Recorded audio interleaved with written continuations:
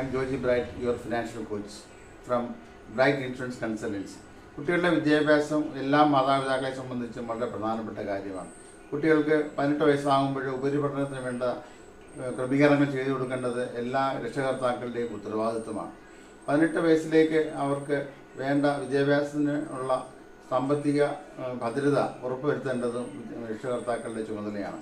18 വയസ്സാകുമ്പോൾ അതിനുള്ളതായ തുക നമ്മൾ ക്രമീകരിച്ച് വെച്ചിരിക്കണം.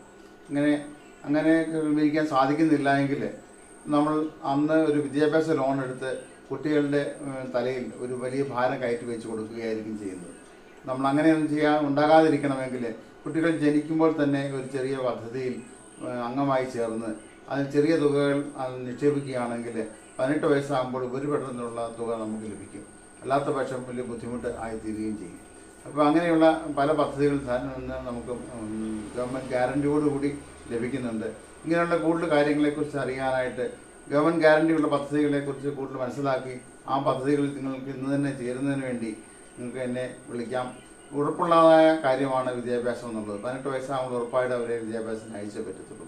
ഉപരിപഠനത്തിന് ഉറപ്പായുള്ള കാര്യങ്ങൾ ഉറപ്പായ നിക്ഷേപത്തിൽ തന്നെ നിങ്ങൾ നിക്ഷേപിക്കുക. Thank you. ജോജി ബ്രൈറ്റ്.